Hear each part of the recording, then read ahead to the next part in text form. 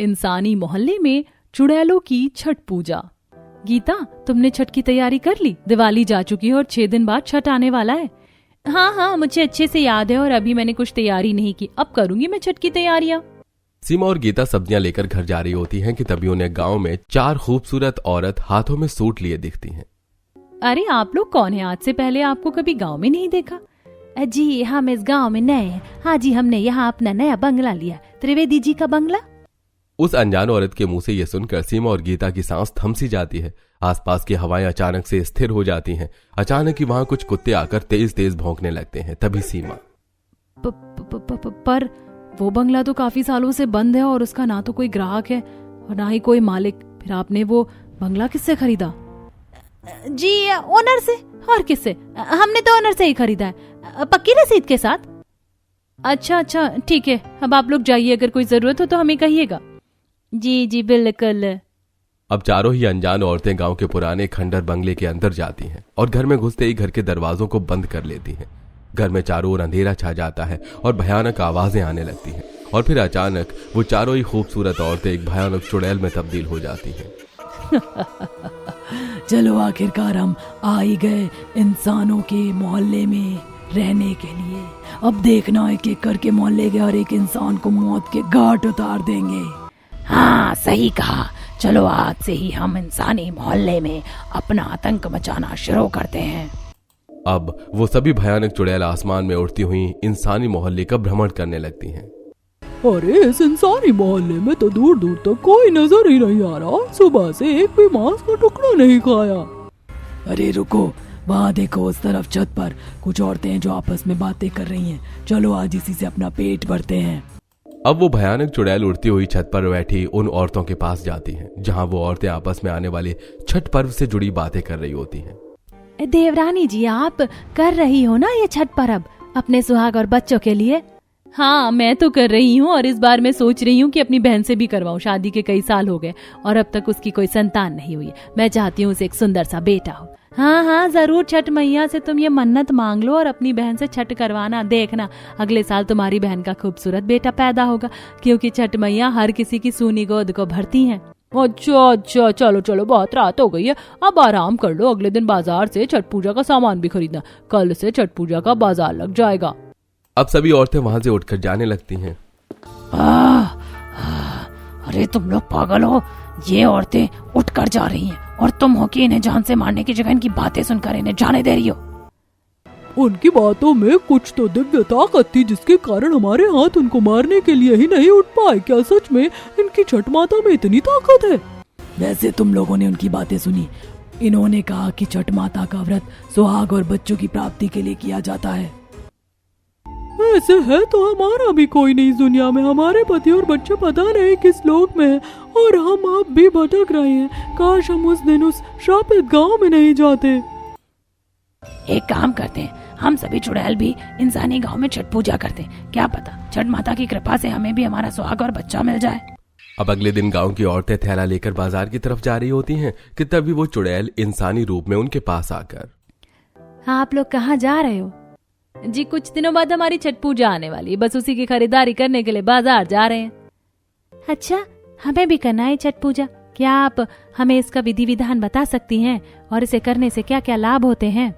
जी इस छठ पूजा के व्रत से हर औरत को सुहाग और बाल बच्चे हमेशा सुरक्षित रहते हैं। बाकी आप लोगों को करना है तो आप हमारे साथ बाजार चलिए, हम आपको सामान की खरीदारी करवा देंगे। अब सभी चुड़ैल इंसानी मोहल्ले की औरतों के साथ खुद भी इंसानी रूप में छठ पूजा का सामान खरीदने बाजार जाती हैं, जहाँ पर नारियल, कई तरह के फल, बड़े बड़े नींबू, गन्ना, लकड़ी के सूप, डालियां मिल रहे होते हैं। भैया ये बड़े वाले नींबू और ये गन्ना कैसे दिए? जी 300 रुपए का एक नींबू और 200 रुपए का एक गन्ना है। इसके बाद वो चारों चुड़ैल लकड़ी के सूप भी खरीदती हैं और कुछ देर बाद सारा सामान खरीद कर उन्हें घर लेकर आती हैं। इसी तरह अगले दिन वो चारों चुड़ैल इंसानी रूप में पड़ोस की औरतों से, गीता जी हमने छठी मैया का सारा सामान तो खरीद लिया, अब क्या करना है? देखो अब बाजार से अपने लिए पीली साड़ी खरीद लो। सबसे पहले खरना आता है जिसमें तुम्हें पीली साड़ी पहन के पूरे दिन का व्रत लेकर संध्या काल में खीर पूरी का भोग छठी मैया को चढ़ाकर कुछ देर बाद वही खाकर अपना व्रत तोड़ना होगा और अगले दिन तुम्हें आटे का ठेकुआ भी बनाना होगा। ये छठी मैया का प्रमुख प्रसाद है। ठीक है, हम बाजार से ये सारा सामान भी खरीद लेंगे। अब वो चारों ही चुड़ैल इंसानी रूप में किराने की दुकान में आती हैं और ठकुआ बनाने की सामग्री जैसे आटा, नारियल, सूखे मेवा, घी इत्यादि खरीदने ठेकुआ और देखते ही देखते शाम हो जाती है, जिसके कारण उनका इंसानी रूप धीरे धीरे हटने लगता है और वो चारों ही एक भयानक चुड़ैल बन जाती हैं। हमारा तो असली चेहरा सामने आ चुका है। इस इंसानी मोहल्ले के लोगों ने हमें देख लिया है, तो वो हमें अपने इंसानी मोहल्ले में छठ पूजा करने नहीं देंगे। हाँ, तुम कह तो सही रही हो, पर अभी हमने पीली साड़ी नहीं खरीदी। चलो अब इसी रूप में साड़ी लेने चलते हैं। अब चारों ही भयानक चुड़ैल एक साड़ी की दुकान पर आती हैं। साड़ी वाला उन भयानक चुड़ैलों को देखकर वहीं बेहोश हो जाता है। बाकी वर्कर डर कर भागने लगते हैं। ये तो बेहोश हो गया। चलो फटाफट यहाँ से 4-4 साड़ियाँ उठाओ और इसके पैसे यहाँ रख कर चलो। अब साड़ी खरीदकर सभी चुड़ैल इंसानी मोहल्ले में आती हैं। देखते ही देखते छठ आ जाती है। पुष्पा, अंजलि, रिद्धिमा, शांति, आज छठ का खरना है। शाम को खीर पूरी बना लेना। और व्रत किया तुम चारों ने? जी हमने व्रत रखा है और बाकी तैयारी हम शाम को करेंगे। अब देखते ही देखते संध्या काल आता है। पांचों ही चुड़ैल अपने घर की रसोई में पीली साड़ी पहनकर खीर और पूरी बनाती हैं। चलो खीर और पूरियां तो बन गई, अब चलो पूजा भी कर लेते हैं। अब पांचों चुड़ैल घर के एक कोने में केले के पत्ते को बिछाकर उस पर खीर पूरी का भोग लगाती हैं। दिया अगरबत्ती जलाकर माथा टेकती हैं। हे छठी मैया, इस इंसानी मोहल्ले में हम चारों चुड़ैलों ने भी सबसे छुप के आपका व्रत किया है, इसे स्वीकार कीजिए। इसी तरह अगले दिन चारों ही चुड़ैल मिलकर आटा गूंथकर, नारियल घिसकर ठेकुआ भी बनाती हैं। चलो ठेकुआ तो बन गया।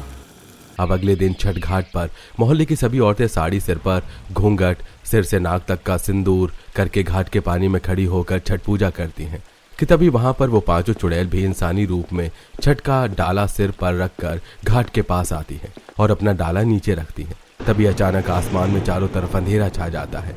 तेज बिजलियां कड़कती हैं। घाट के पानी की लहरें तेज हो जाती हैं। हे छठी मैया, अचानक से इस मौसम ने ये विकराल रूप क्यों लिया? हमारी मदद करना छठी मैया। अब जैसे ही घाट के अंदर अंजलि, रिद्धिमा, शांति, पुष्पा घुसती हैं, उनका भयानक रूप सबके सामने आ जाता है, जिसे देखकर मोहल्ले की सभी औरतें थर थर कांपने लगती हैं। बचाओ, चुड़ैल, कोई तांत्रिक को बुलाओ। अरे, हमारे इंसानी मोहल्ले में इन चुड़ैलों ने भी छठ पूजा किया है। नहीं, ऐसे नहीं हो सकता। कोई तांत्रिक को बुलाओ, नहीं तो ये शैतानी आत्माएं हमें जान से मार देंगी। नहीं, ऐसा मत करो।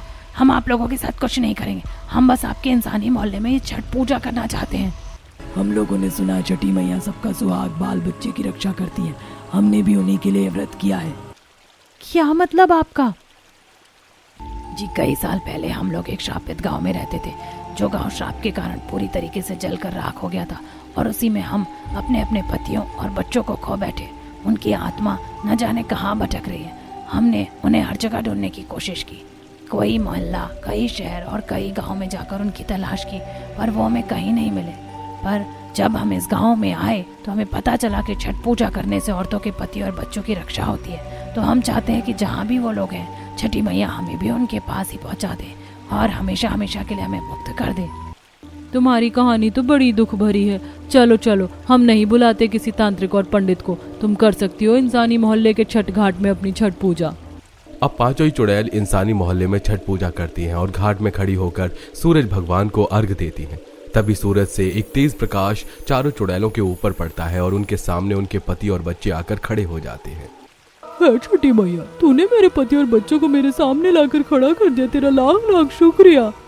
सच में मेरे भी पति आ गए और मेरा बच्चा भी। छठी मैया, सच में तो बहुत महान है। तेरी लीला अपरंपार है।